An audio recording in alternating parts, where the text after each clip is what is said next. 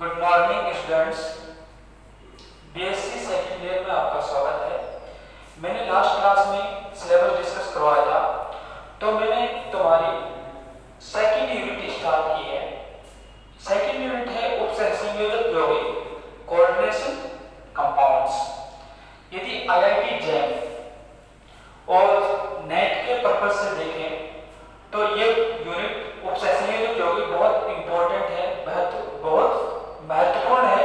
इस यूनिट में से बहुत सारे क्वेश्चन आते हैं, यानी वेटेज बहुत ज्यादा है। तो उपसंयोजक यौगिक, कोऑर्डिनेशन कंपाउंड्स। कोऑर्डिनेशन कंपाउंड्स होते क्या है, पहले डेफिनेशन बताऊंगा, उसके बाद बहुत सारी चीजें डिटेल में पढ़ेंगे। कोऑर्डिनेशन कंपाउंड्स होते क्या है कि ऐसे कंपाउंड्स जिनमें धातु व लिगेंड के बीच में, मैंने क्या कहा, लिगेंड के बीच में क्या हो, उपसहसंयोजक बंध हो। क्या हो, कोऑर्डिनेशन बॉन्ड हो। क्या हो, उपसहसंयोजक बंध हो। ऐसे कंपाउंड्स को क्या कहा जाता है, कोऑर्डिनेशन कंपाउंड्स कहा जाता है। यदि एक एग्जांपल की बात करूं तो एग्जांपल होगा तुम्हारा फेवरेट K4FeCN का होल 6। यहां ये क्या है, यहां ये आयरन है, मेटल, और ये क्या है, साइनो, लिगेंड है। इनके बीच में क्या होता है, कोऑर्डिनेशन बॉन्ड होता है। यदि कोऑर्डिनेशन बॉन्ड समझना हो तो उससे पहले और डिटेल में समझने से पहले कोई धातु और लिगेंड के बीच में बंध कैसा, पहले मुझे समझना होगा बंधन या बंध। बंध क्या होते हैं, बंध तीन टाइप्स के होते हैं मेनली तो तीन टाइप्स के। इसके अलावा hydrogen bonds, delta bonds, back bonds यानी पक्ष बंध होते हैं। तो मेनली मेरे पास तीन प्रकार के बंध होते हैं। पहला होता है आयनिक बंध या आयनिक बंधन। ऐसा बंधन जिसमें इलेक्ट्रॉन्स का क्या हो, आदान प्रदान हो। क्या हो, एक्सचेंज ऑफ इलेक्ट्रॉन्स हो।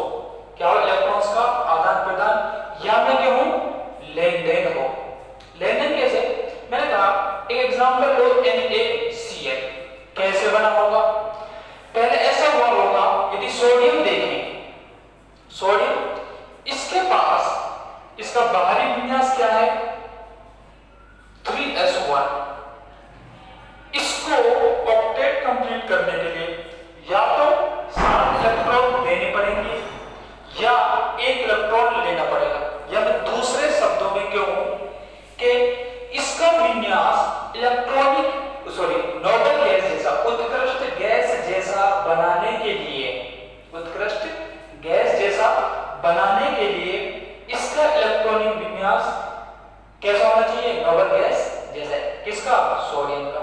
या तो इससे 1 इलेक्ट्रॉन लूज करवाओ या इसे 7 इलेक्ट्रॉन प्रोवाइड करवाए जाएं। जब 7 इलेक्ट्रॉन प्रोवाइड करवाओगे तो उसके लिए ज्यादा एनर्जी देनी पड़ेगी और 1 इलेक्ट्रॉन निकालने के लिए कम एनर्जी प्रोवाइड, यानी कि 7 इलेक्ट्रॉन देना मुश्किल है, बजाय इसके 1 इलेक्ट्रॉन निकाल लिया जाए। तो ये क्या बनेगा, सोडियम प्लस बनेगा। और विन्यास कैसा होगा, विन्यास होगा उत्कृष्ट गैस जैसा। और लास्ट वाला कौन सा इसका, 2p6 2s2। तो उत्कृष्ट गैस के जैसा विन्यास है, तो ये क्या बनेगा, सोडियम प्लस प्लस इलेक्ट्रॉन। ऐसे ही क्लोरीन है, क्लोरीन इस इलेक्ट्रॉन को लेगा और क्या बनाएगा, Cl-। यदि क्लोरीन को देखूं तो इसका इलेक्ट्रॉनिक विन्यास कैसा होता है, इसका इलेक्ट्रॉनिक विन्यास होता है 3s2 3p5। अब इस इसके लिए भी वही कहानी, क्या या तो इसको एक इलेक्ट्रॉन प्रोवाइड कर दीजिए या 7 इलेक्ट्रॉन निकाल लिए जाए। इसका बिल्कुल ऑपोजिट है सोडियम के, या तो एक इलेक्ट्रॉन दे दिया जाए या 7 इलेक्ट्रॉन निकलवा जाए। तो कौन सा काम आसान है? एक इलेक्ट्रॉन देना, क्या आसान है? और इसका विन्यास कैसा होगा? उत्कृष्ट गैस के विन्यास के जैसा होगा यदि इसको एक इलेक्ट्रॉन प्रोवाइड करवा दिया जैसे ये है। तो इसलिए एक इलेक्ट्रॉन ये क्या करेगा? ग्रहण करेगा, और ये एक इलेक्ट्रॉन क्या करेगा? सोडियम त्यागेगा। तो हमें क्या मिलेगा? NaCl मिलेगा। तो NaCl में Na+ और Cl- के बीच में क्या हुआ? इलेक्ट्रॉन्स का आदान प्रदान हुआ। क्या हुआ? इलेक्ट्रॉन्स का आदान प्रदान हुआ। जब सोडियम प्लस और क्लोरीन माइनस बना, क्लोराइड बना, तो क्या हुआ कि इनके बीच में क्या होता है? इलेक्ट्रोस्टैटिक आकर्षण हुआ। क्या हुआ? विद्युत आकर्षण बल, स्थिर विद्युत आकर्षण बल लगता है इनके बीच में। जब विपरीत आवेश होते हैं ना, तो उनके बीच में क्या होता है? विद्युत आकर्षण बल एक काम करता है, विद्युत आकर्षण बल काम करता है। तो इनके बीच में क्या होता है? एक आयनिक बंध बनता है। आयनिक बंध यानी आयनों के बीच में बंध होता है, उसे क्या कहते हैं? आयनिक बंध होता है, और इलेक्ट्रॉन्स के आदान प्रदान से बनता है। अब बात करता हूं दूसरा, सहसंयोजक बंध। क्या? सहसंयोजक बंध। सहसंयोजक बंध या सहसंयोजक बंधन क्या होता है? सहसंयोजक बंध बनता है इलेक्ट्रॉन्स के, किसके? इलेक्ट्रॉन्स के समान साझे से, समान साझे से, यानी जो इक्वल शेयरिंग से सहसंयोजक बंध का निर्माण होता है। यदि मैं एक एग्जांपल लूं किसका? O2 का। अब इस ऑक्सीजन का हमें पता है, ये ऑक्सीजन गैस है। ऑक्सीजन एटम की बात करें तो इसका इलेक्ट्रॉनिक विन्यास होता है 2s2 2p4। क्या होता है? 2p4 होता है, यानी 2 इलेक्ट्रॉन्स की इसको क्या है? नीड्स है। तो ये क्या, इसका जो इलेक्ट्रॉनिक विन्यास होगा वो कैसा हो जाएगा? यदि 2 इलेक्ट्रॉन मिल जाए तो उत्कृष्ट गैस जैसा हो जाएगा। तो या तो 2 इलेक्ट्रॉन प्रोवाइड करवा दो या 6 इलेक्ट्रॉन निकाल लो। तो 2 इलेक्ट्रॉन देना आसान है, तो क्या होगा? एक ऑक्सीजन के बगल में दूसरा ऑक्सीजन आएगा, एक ऑक्सीजन के बगल में दूसरा ऑक्सीजन आएगा, जिसका इलेक्ट्रॉनिक विन्यास भी ऐसा ही है। भाई ऐसा ही तो होगा, दूसरे का विन्यास भी ऐसा है। एक के इलेक्ट्रॉन्स को डॉट से, एक के इलेक्ट्रॉन्स को क्रॉस से दिखा रहा। तो ये क्या होगा? आपस में क्या करेंगे? साझे द्वारा बॉन्ड बनाएंगे, जिसमें एक समय में ये इलेक्ट्रॉन इस ऑक्सीजन एटम को प्रोवाइड करवा जाएंगे। इनको कितने हो जाएंगे? 8 इलेक्ट्रॉन हो जाएंगे, यानी ऑक्टेट कंप्लीट हो जाएगा। और दूसरे समय इसके 2 इलेक्ट्रॉन इस ऑक्सीजन एटम के इसको प्रोवाइड करा देंगे, इसके पास होंगे, तो इसका भी ऑक्टेट कंप्लीट हो जाएगा, अष्टक पूर्ण हो जाएगा। तो यहां क्या है? समान साझेदारी है। साझेदारी कैसी? समान है, यानी जितने इलेक्ट्रॉन इस ऑक्सीजन ने उपलब्ध कराए उतने ही इलेक्ट्रॉन इस ऑक्सीजन ने उपलब्ध कराए बंध के लिए, बंधन के लिए। इसे ही क्या कहा जाता है? सहसंयोजक बंध कहा जाता है। यानी इलेक्ट्रॉन्स की क्या है? समान साझेदारी है। एक लास्ट है उपसहसंयोजक। उपसहसंयोजक बंधन, उपसहसंयोजक बंध, ये क्या होता है? या उपसहसंयोजक बंधन। इसमें इलेक्ट्रॉन्स की क्या होती है?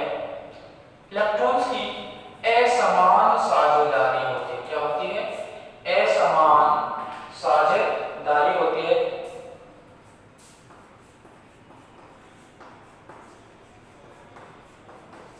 क्या होती है? असमान साझेदारी होती है। यानी कैसे? यदि एक एग्जांपल दूं, क्या NH4+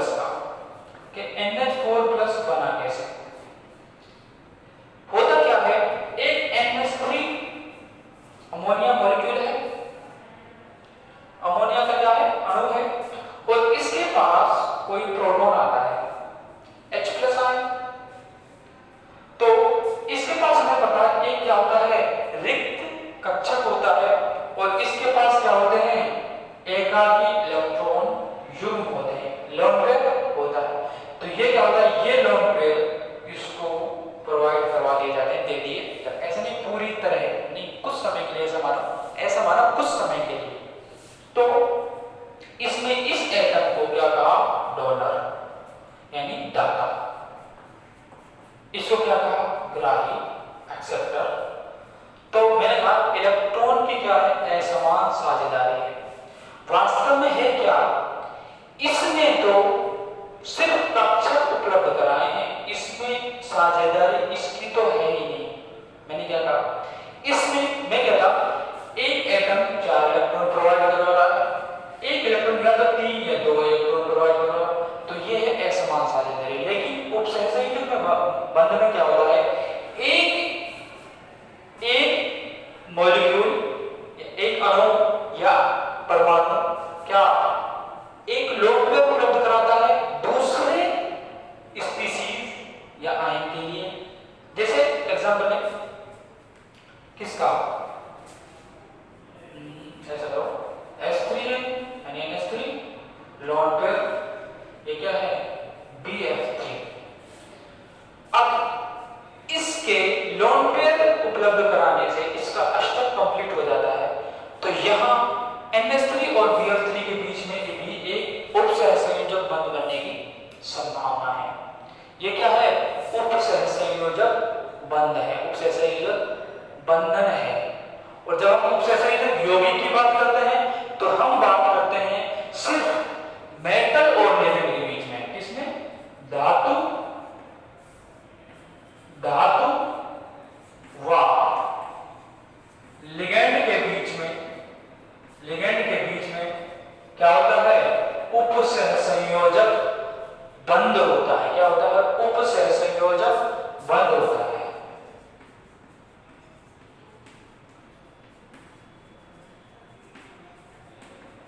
क्या होता है? उपसहसंयोजक बंध होता है। ठीक है, हमें बंधन क्लियर हो गया। ये चीजें तुम पहले पढ़ चुके हो, लेकिन क्विकली तुम्हें ऐसा भी ना लगे हमें ये क्या हुआ, बंधन क्या हुआ, उपसहसंयोजक बंध क्या हुआ। तुम्हें क्लियर हो गया कि आयनिक बंध कैसे, सहसंयोजक बंध कैसे और उपसहसंयोजक बंध कैसे बनता है। ठीक है, उपसहसंयोजक बंध बनाने के लिए खास बात यह होती है कि एक ऑर्बिटल, एक कक्षक क्या होना चाहिए? खाली होना चाहिए, रिक्त होना चाहिए। क्या ऑर्बिटल कैसा होना चाहिए? वैकेंट। कैसा होना चाहिए? वैकेंट होना चाहिए उपसहसंयोजक बंध बनाने के लिए, जरूरी है। और जब सहसंयोजक बंध की बात करता हूं तो सहसंयोजक बंध बनाने के लिए कोई भी कक्षक, यदि P के 3 कक्षक हैं, जैसे मैंने कहा P के पास 3 कक्षक हैं,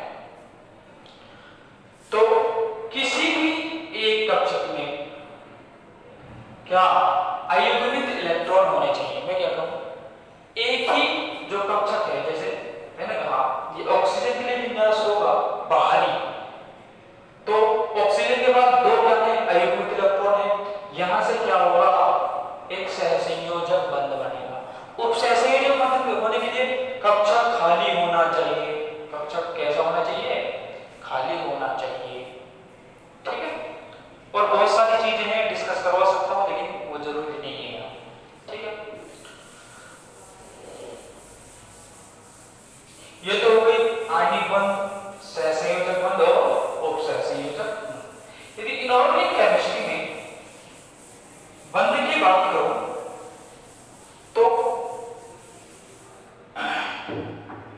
तो बंधन अपना 3 टाइप का होगा। इनऑर्गेनिक केमिस्ट्री में कंपाउंड्स, इनऑर्गेनिक केमिस्ट्री में अकार्बनिक रसायन, अकार्बनिक रसायन में जो लवण होते हैं, क्या लवण, वो कुछ प्रकार के होते हैं। जैसे पहला है साधारण या सामान्य भी कह सकते हो, सामान्य या सामान्य कह लो, सामान्य लवण। क्या कह लो? सामान्य लवण। इसमें सामान्य लवण क्या होते हैं? सॉल्ट्स। जब लवण की बात करता हूं तो लवण का मतलब होता है लवण एसिड बेस यानी अम्ल क्षार उदासीनीकरण अभिक्रिया द्वारा बनते हैं। क्या? जब लवण की कहता हूं तो लवण अम्ल क्षार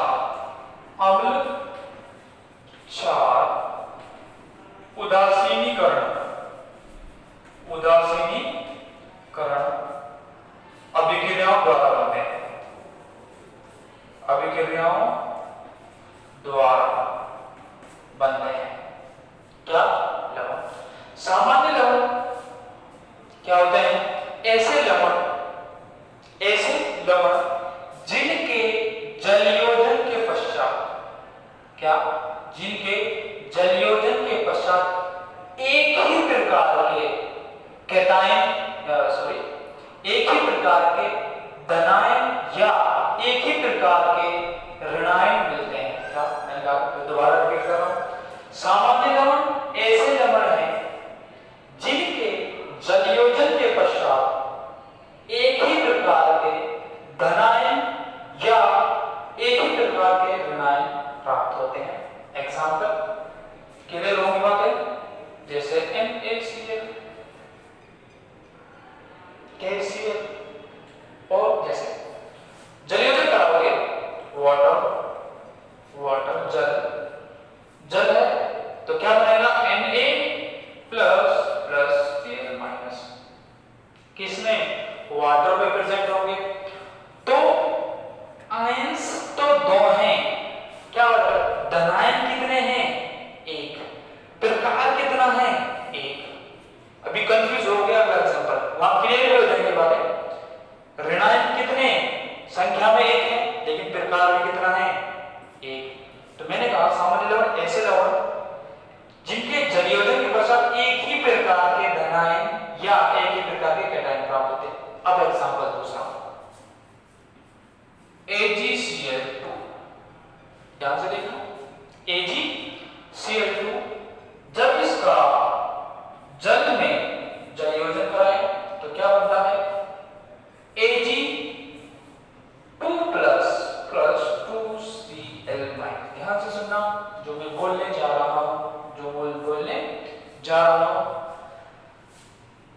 धनायन कितने? एक। ऋणायन कितने? दो। ऋणायन कितने? दो। मैंने कहा धनायन के प्रकार कितने? एक। मैंने क्या कहा? धनायन की संख्या कितनी है? एक। और प्रकार में कितना है? एक। ऋणायन की संख्या कितनी है? दो। लेकिन प्रकार कितने हैं? एक। क्लोराइड दो हैं संख्या में लेकिन प्रकार कितना है? एक है। टाइप्स कितने हैं? एक। One type only. Okay, chloride. अभी मैं एग्जांपल और लूंगा तो चीजें और भी क्लियर होती जाएंगी। मैंने क्या कहा? टाइप, मैंने बोला टाइप एक होना चाहिए, प्रकार एक होना चाहिए। संख्या से मुझे कोई मतलब नहीं है, संख्या से कोई मतलब नहीं है, मुझे टाइप देखना है। एक प्रकार Ag2 प्लस एक प्रकार का है, Cl माइनस एक ही प्रकार का है। क्या ये बताओ एक Cl माइनस दूसरे Cl माइनस से डिफरेंट है क्या? नहीं। तो ऋणायन का प्रकार कितना हो गया? एक। तो ऐसे लवण जिनके जलावरण के साथ एक ही प्रकार के धनायन या एक ही प्रकार के कैटायन प्राप्त होते हैं सरल लवण या सामान्य लवण। सरल भी कह सकते हैं, सरल लवण भी कहा जाता है। दूसरा है द्विक लवण। क्या? द्विक लवण। द्विक लवण क्या? इसमें एक चीज, जब भी हाइड्रोलाइजेशन होगा, जलयोजन होगा, तो जो आयन बनेंगे तो इनका अलग अलग परीक्षण करवाया जा सकता है। यानी Na+ अपनी प्रेजेंस बताएगा, Cl- अपनी प्रेजेंस उपस्थिति बताएगा। यानी इनका टेस्ट, इनका परीक्षण हो सकता है, ये अपना परीक्षण देंगे। द्विक लवण का फॉर्मेशन किससे होता है? सरल लवणों से होता है, सामान्य लवणों से होता है। यानी सामान्य लवणों से ही द्विक लवण बनते हैं। तो द्विक लवण के लिए भी वही दूसरा स्टेटमेंट क्या दे सकता हूं? इनमें जो आयन बनेंगे वो भी अपना टेस्ट देंगे। अब डेफिनेशन देखो द्विक लवण की क्या है? ऐसे लवण जिनके जल अपघटन के पश्चात एक से ज्यादा, क्या? एक से, जब मैंने कहा द्विक का मतलब दो होना चाहिए, लेकिन मैं कह रहा हूं एक से ज्यादा प्रकार के क्या बनते हैं? धनायन या कैटायन, धनायन या ऋणायन बनते हैं, उन्हें क्या कहा जाता है? द्विक लवण। एग्जांपल जैसे कार्बोनाइट ले लो, कार्बोनाइट, ये तुम्हारा फेवरेट लो ना, फेवरेट तुम्हारा क्या है, फिटकरी पोटास एल्यूम, क्या होता है K2SO4 डॉट Al2SO4 का होल थ्राइस डॉट 24H2O।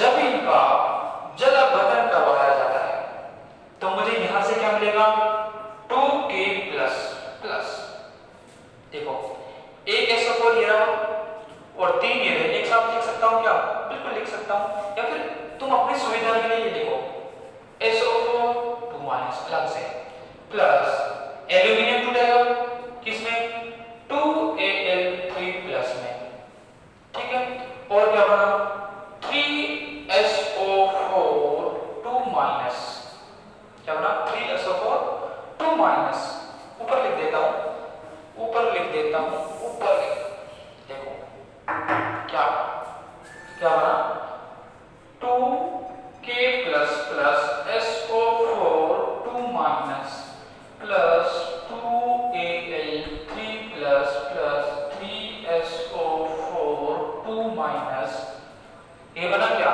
देखो K2SO4 Al2SO4 का होल थ्राइस, ये तो दो लमन है इसमें, द्विक लमन एक से ज्यादा रहो।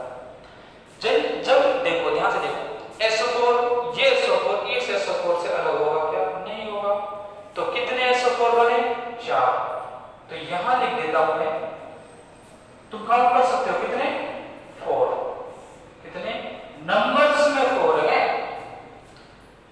कैटायन कितने 2 और 2 4, नंबर्स में 4 है, क्या है नंबर्स में, इनकी संख्या 4 है, लेकिन टाइप कितने हैं, एक प्रकार का कैटायन ये रहा, एक प्रकार का कैटायन ये रहा, यानी एक धनायन कितने हुए 2 प्रकार के लिख देता हूं, 2 प्रकार के क्या मिले कैटायन या धनायन।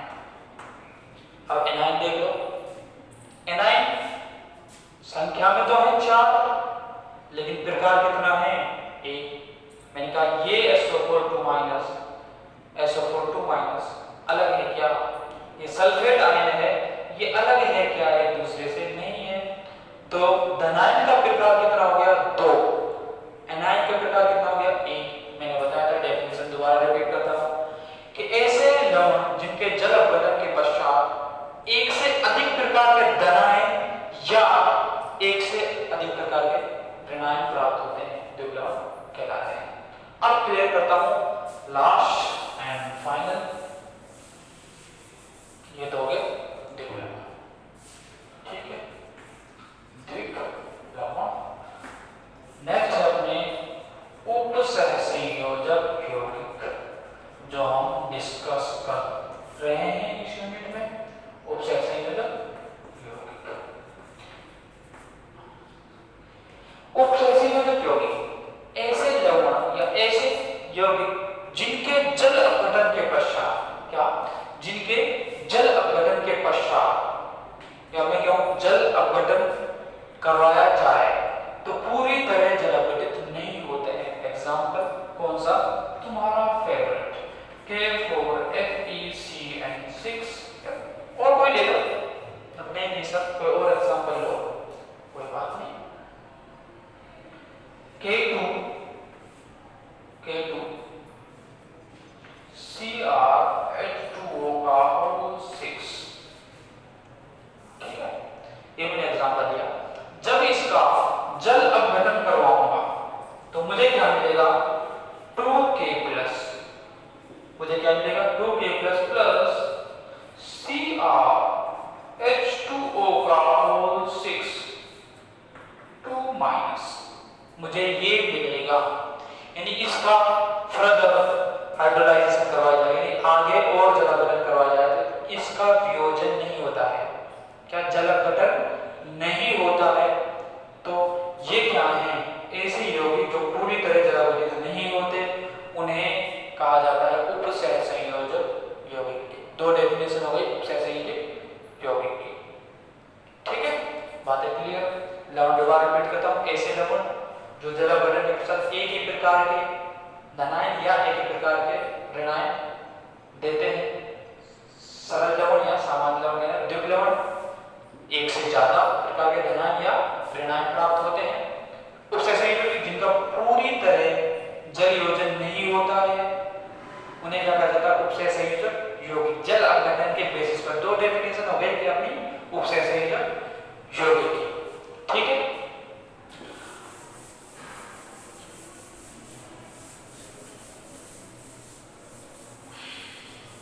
देखो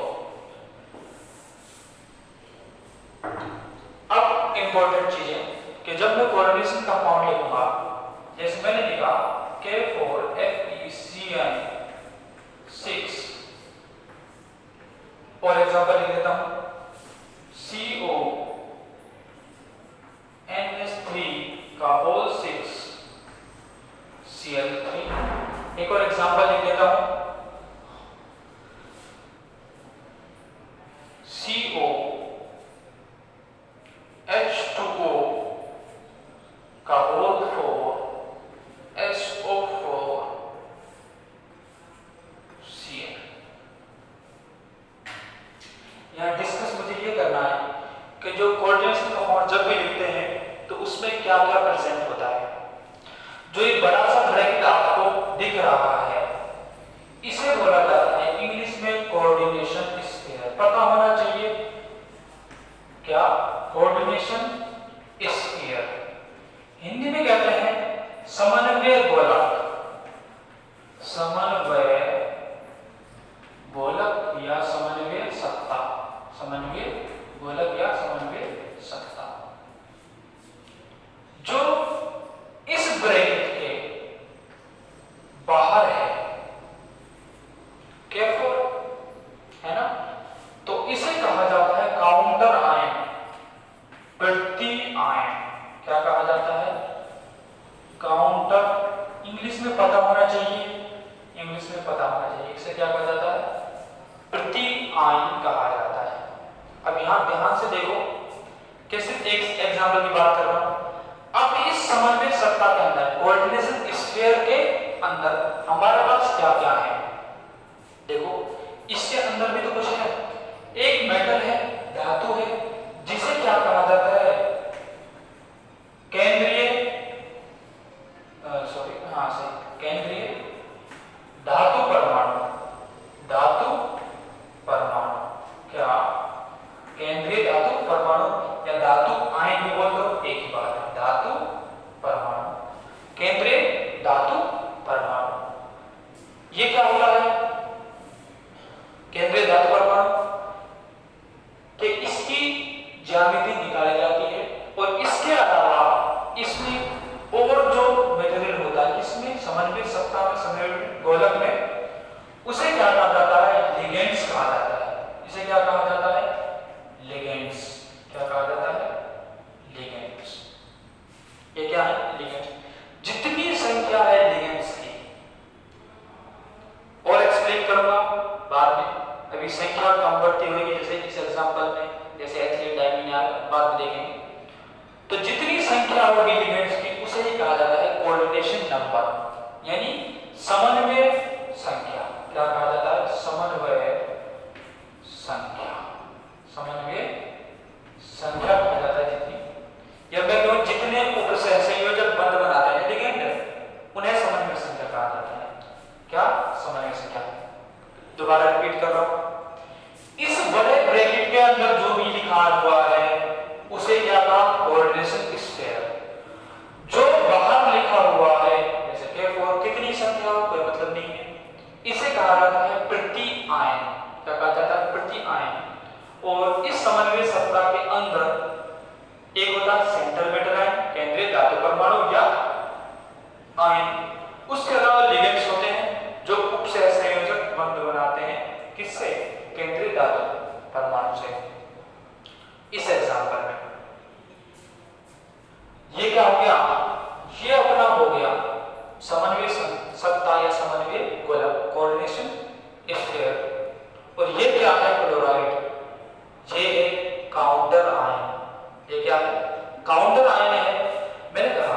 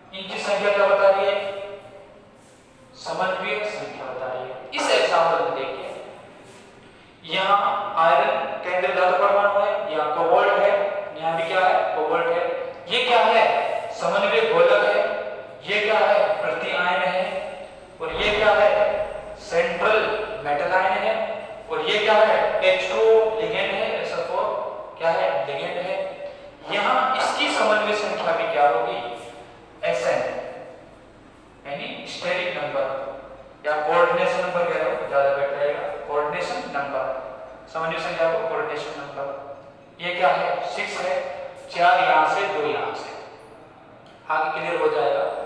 तो इसकी समानवीय संख्या क्या है?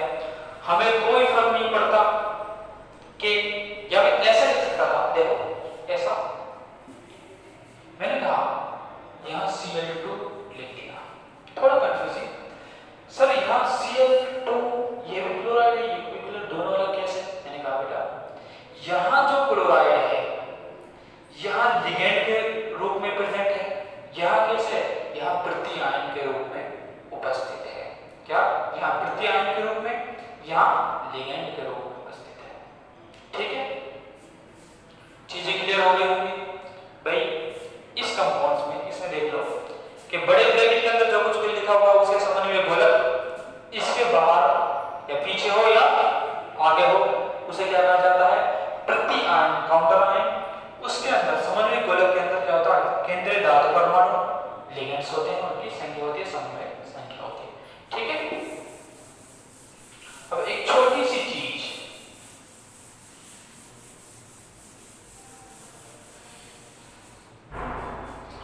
के टाइप्स ऑफ कोऑर्डिनेशन कंपाउंड यानी उपसर्जन यौगिक के प्रकार कितने होते हैं, किस बेसिस पर कि जब उन्हें जल में डाला जाता है तो किस प्रकार के आयंस फॉर्म होते हैं। देख लेता हूं, 4 प्रकार के होते हैं। पहला जैसे मैंने लिखा FeCO का होल 5, जब मैं जल में डालूंगा, जब मैं जल में डालूंगा तो ये जल में जब जाएगा तो इसका जल अपघटन नहीं होगा, यानी जल योजन जल अपघटन नहीं होगा, तो इसे कहूंगा उदासीन। क्या कहूंगा?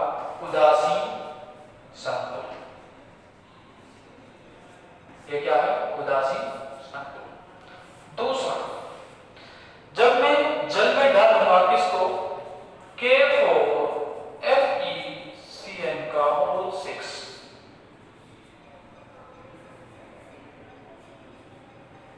जब जल में डालूंगा मुझे क्या मिलेगा? 4K प्लस FeCN का होल 6 का 4 माइनस मिलेगा।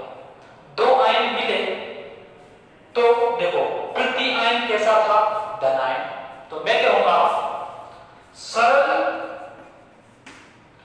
जो प्रति आयन है जो बनेगा उसके आगे सरल लगाऊंगा। जैसे धनायन प्रत्यायन क्या है? धनायन है, कैटायन है, उसे क्या कहूंगा? सरल धनायन। क्या कहूंगा? सरल धनायन। वाह, ये क्या बनेगा? ऋणायन बनेगा। देखो ऐसे, तुम कहोगे कैसे? 4K प्लस FeCN का होल 6 4 माइनस, ये क्या है? ऋणावेशित है, ये क्या है? धनावेशित। तो इसके लिए लिखा मैंने सरल धनायन। वाह, ये क्या कॉम्प्लेक्स क्या है? ऋणायन है। तो मैं लिखूंगा संकुल ऋणायनिक। क्या लिखूंगा? संकुल ऋणायनिक। क्या लिखूंगा? संकुल सरल धनायन व संकुल ऋणायनिक। तीसरा,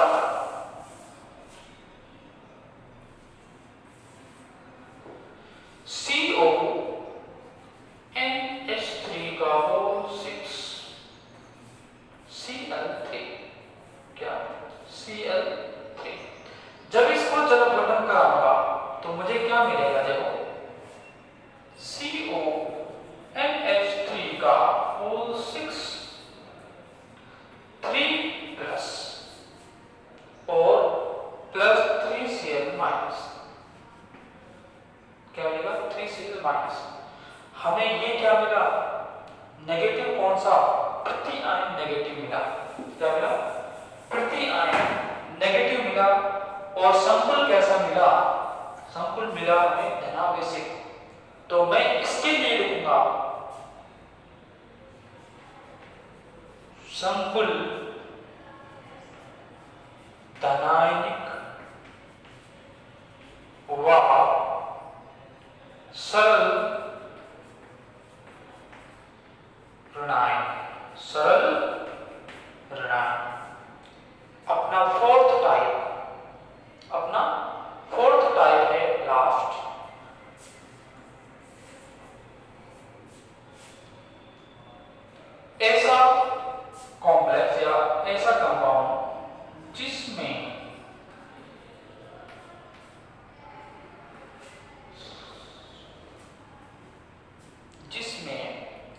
कॉम्प्लेक्स धनायन हो और एक कॉम्प्लेक्स क्या हो, ऋणायन हो।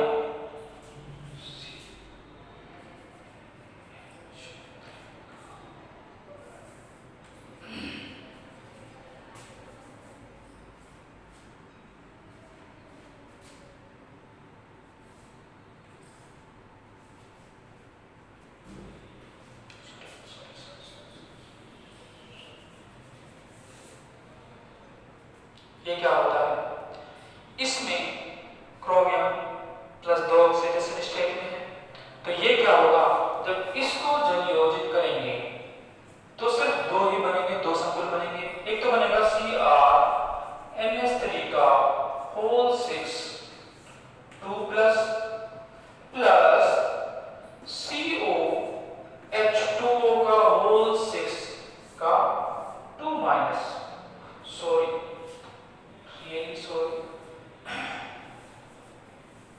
दोनों धनायनिक बनेंगे, इसलिए लिगेंड चेंज करना पड़ेगा।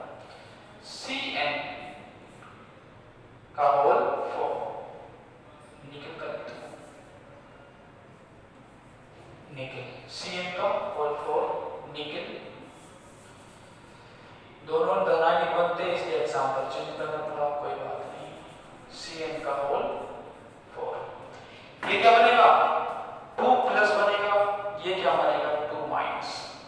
इसमें एक संकुल क्या है, धनायनिक है, एक संकुल क्या है, ऋणायनिक है, तो मैं कहूंगा इसे संकुल धनायनिक व संकुल ऋणायनिक।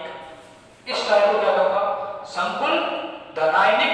भाई देखो जल योजन करवाया, भाई हाइड्रोलिसिस करवाया, तो हमें क्या मिला, एक संकुल धनायन है यानी कैटायन के रूप में है, एक एनायन के रूप में है, तो इसको कहूंगा संकुल धनायनिक व संकुल ऋणायनिक। तो हमारे पास 4 टाइप्स हो गए। पहला है FeCO4, जलयोजन के पश्चात कुछ नहीं देता, कोई रिएक्शन नहीं, जलयोजन नहीं होता, तो उसको कहूंगा उदासीन संकुल। दूसरा एग्जांपल, जब K4FeCN6 को डालेंगे तो हमारे पास जो प्रति आयन है वो कैसा है, पॉजिटिव है, तो इसलिए ये पॉजिटिव बनेगा, धनायन बनेगा, ये नेगेटिव बनेगा, तो मैं कहूंगा सरल धनायन व संकुल ऋणायनिक।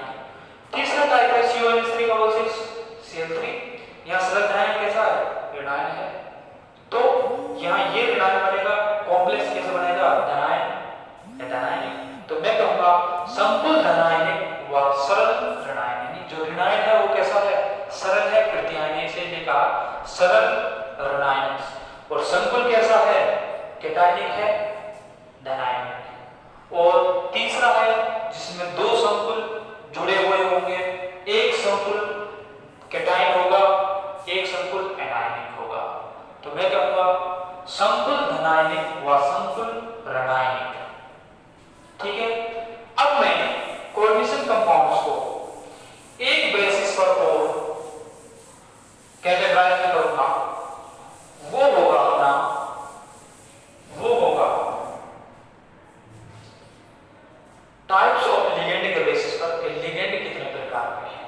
एक होता है होमोलैक्टिक, क्या होता है, होमोलैक्टिक।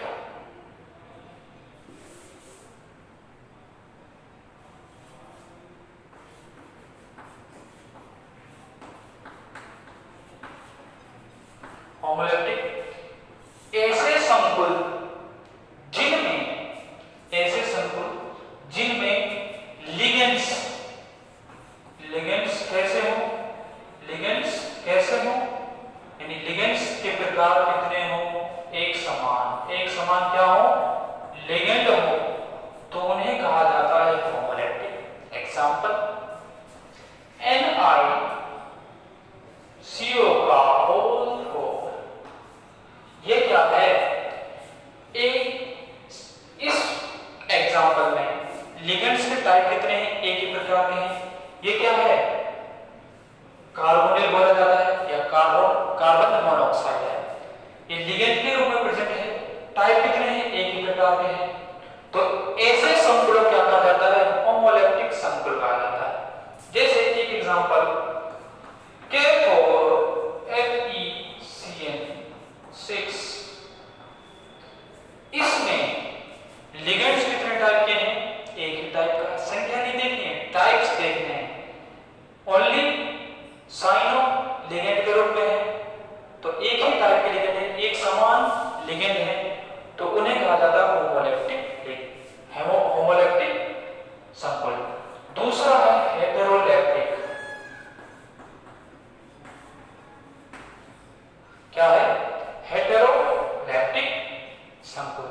ऐसे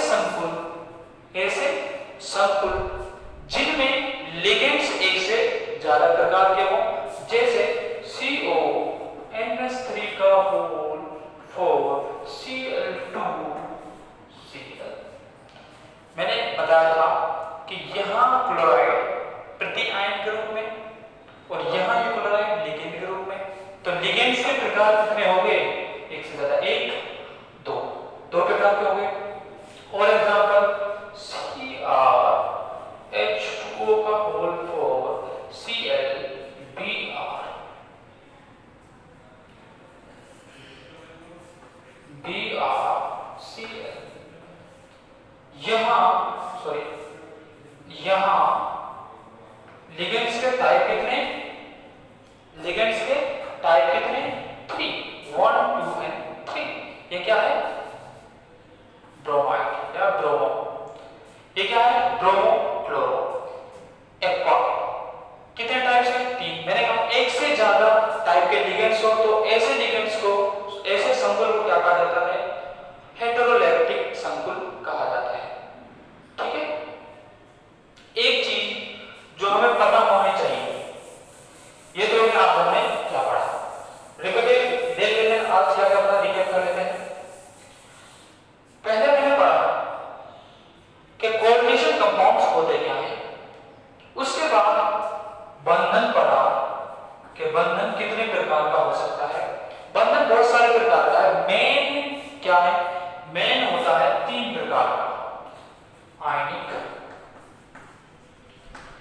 इस प्रकार में आयनिक जो बंधन होता है उसमें इलेक्ट्रॉन्स का क्या होता है? आदान प्रदान। क्या होता है? आदान प्रदान। जैसे गैसीय है, नेसीय है। दूसरा है सहसंयोजक। क्या? सहसंयोजक। इसमें क्या होती है? इक्वल शेयरिंग होती है। इसकी इलेक्ट्रॉन्स की क्या होती है? समान साझेदारी। क्या होती है? समान साझेदारी होती है इलेक्ट्रॉन्स की। और तीसरा है उपसहसंयोजक। उपसहसंयोजक बंधन। इसमें क्या होता है कि इलेक्ट्रॉन्स की क्या होती है? इलेक्ट्रॉन्स की असमान साझेदारी होती है। क्या होती है? असमान साझेदारी होती है। ठीक है। उसके बाद हमने सॉल्ट्स। क्या पढ़ा? सॉल्ट्स, समान साझेदारी। जैसे O2 N2 एग्जांपल हो गया, C2, ये क्या है? समान साझेदारी के एग्जांपल। जैसे CH4 भी सहसंयोजक बंधन का एग्जांपल है। उसके बाद पढ़ा लवण। क्या पढ़ा? लवण। 3 प्रकार के। पहला सरल या सामान्य लवण, ऐसे लवण जिनके जल ग्रहण के पश्चात एक ही प्रकार के धनायन या एक ही प्रकार के कैटायन प्राप्त होते हैं, जैसे NaCl, AgCl2, KCl। ठीक है। ये क्या है? सरल लवण है। दूसरा है द्विक लवण। क्या है? द्विक लवण, ऐसे लवण जिनके जलयोजन के पश्चात जब हाइड्रोलिसिस करवाया जाए तो एक से ज्यादा प्रकार के या तो कैटायन या ही रेयान बने, उन्हें क्या कहा जाता है? द्विक लवण। जैसे पोटासियम कॉर्नेलाइट KCl.AgCl2.6H2O। ये होता है। एक होता है फेरस अमोनियम सल्फेट। ये क्या होता है? ये भी एग्जांपल है द्विक लवण का। जैसे गोबर लवण भी कहते हैं। उपसहसंयोजक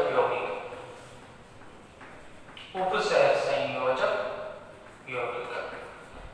जैसे एग्जांपल था NiCl4,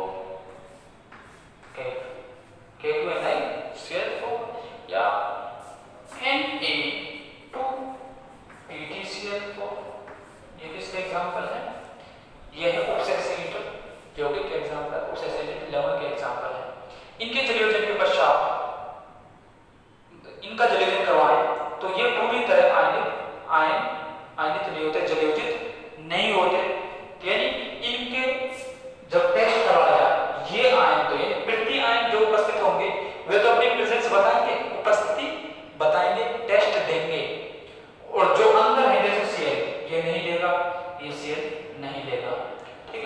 तो इन्हें कहा जाता है संकुल यौगिक भी कहा जाता है। उसके बाद पर उपसे संयुक्त यौगिक इसी बेसिस पर कि भाई जल में डाला जाए तो कितने प्रकार के होंगे।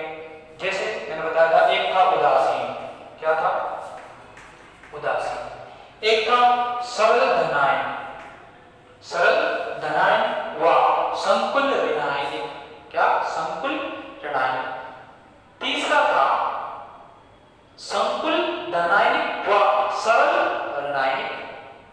चौथा था दोनों संकुल क्या हो, एक पॉजिटिव हो एक नेगेटिव, यानी एक कैटायनिक हो एक एनायनिक हो, तो उनको क्या कहा था संकुल धनायनिक व संकुल ऋणायनिक कहा था। उसके बाद हेटेरोलेप्टिक और होमोलेप्टिक डिस्कस किया कि कितने प्रकार के होते हैं। होमोलेप्टिक भाई ऐसे संकुल जिनमें लिगेंड्स एक ही प्रकार के हों, और हेटेरोलेप्टिक ऐसे संकुल जिनमें लिगेंड्स एक से ज्यादा प्रकार के हों। और एक चीज जो हमने डिस्कस की थी वो थी जब हम कोई भी संकुल लिखते हैं CO H2O का होल 6 जैसे Cl3 लिखा, तो इसमें क्या क्या होता है, एक होता है समन्वय सत्ता, इसको क्या कहा था समन्वय सत्ता कहा था, समन्वय गोलक कहा था, कोऑर्डिनेशन स्फीयर। इसके बाहर जो भी लिखा हुआ है उसे प्रति आयन इसलिए क्यों कहा कि ये ही आयन जनरल रिएक्शन में पार्टिसिपेट करता है, जनरल रिएक्शंस में ये अपने टेस्ट देते हैं, इसलिए प्रति आयन काउंटर आयन कि सबसे पहले रिएक्शन इनसे होगी, उनके बाद रिएक्शन होगी भी तो इनसे पहले इनसे। तो काउंटर आयन में क्या होता है, एक होता है सेंट्रल मेटल आयन, केंद्रीय धातु परमाणु, केंद्रीय धातु परमाणु, ठीक है। उसके अलावा ये क्या है, लिगेंड है, क्या है लिगेंड है। इनकी संख्या क्या बताती है, समन्वय संख्या या उपसहसंयोजन संख्या भी कहा जाता है, उपसहसंयोजन संख्या है। अब एक्रिलाइमिन आएगा, मैं बताऊंगा लिगेंड जब डिस्कस करूंगा। जैसे 3 जुड़े हुए हैं तो समन्वय संख्या क्या होगी, किसी भी मेटल की 6 होगी, वो आगे डिस्कस करने वाली चीजें हैं। सबसे पहले मैं एक चीज जो बताना चाहता हूं वो क्या है कि हम उपसहसंयोजक यौगिक पढ़ क्यों रहे हैं, क्या हमें ऐसी क्या आवश्यकता पड़ी कि हमें उपसहसंयोजक यौगिक पढ़ने पड़े, इनके यूजेस कोऑर्डिनेशन ये जरूर पता होनी चाहिए कि हम पढ़ क्यों रहे हैं, कोई चीज हमारे काम आ भी रही है कि हम ऐसे ही पढ़ रहे नहीं आ रही है। पहला है जीव विज्ञान में, पहला उपयोग है जीव विज्ञान में। उसमें क्या होता है, जैसे आपके शरीर में या मेरे में हीमोग्लोबिन होता है, हीमोग्लोबिन ऑक्सीजन का या अन्य गैसों का क्या होता है, वाहक होता है, कैरियर होता है। तो हीमोग्लोबिन में जो आयरन मिलता है वो क्या होता है, उपसहसंयोजक यौगिक के रूप में, यानी आयरन का क्या होता है, हीमोग्लोबिन आयरन का उपसहसंयोजक यौगिक है। मैं क्या कह रहा हूं, हीमोग्लोबिन आयरन का उपसहसंयोजक यौगिक है, तो यूज हुआ, बिल्कुल हुआ। जैसे पेड़ों में प्लांट्स में फोटोसिंथेसिस की रिएक्शन होती है, उसके लिए क्लोरोफिल जिम्मेदार है। क्लोरोफिल में क्या होता है, क्लोरोफिल भी एक उपसहसंयोजक यौगिक है, किसका, मैग्नीशियम का। ऐसी बहुत सारी यूज है। दूसरा होता है दवाइयों में, किसमें, दवाइयों में बहुत सारे यूज हैं। दवाइयों में जैसे कैंसर की दवाइयां होती हैं, उसमें कीमोथेरेपी होती है, उसमें प्लेटिनम वगैरह के जो कंपाउंड्स हैं वो यूज होते हैं। वो प्लेटिनम में क्या होते हैं, उपसहसंयोजक यौगिक ही होते हैं। इसके अलावा उत्प्रेरक के रूप में कोई अभिक्रिया का वेग है वो तेज करवाना है, फास्ट करवानी है, रिएक्शन स्लो करवानी है, तो उत्प्रेरक के रूप में भी काम आते हैं। चौथा, धातु प्रक्रम में, क्या धातु प्रक्रम में एक्सट्रैक्शन ऑफ मेटल्स यानी सेपरेशन ऑफ मेटल्स होते हैं जो, उनमें भी क्या कोऑर्डिनेशन कंपाउंड्स काम आते हैं, यानी धातु के पृथक्करण में। और लास्ट है उत्प्रेरक हो गया दवाइयों में, लेबोरेटरी में, लैब में क्या काम होता है, जैसे मात्रात्मक और गुणात्मक विश्लेषण है, इनमें लैब में काम आते हैं, ऑप्शन सही होगा यौगिक।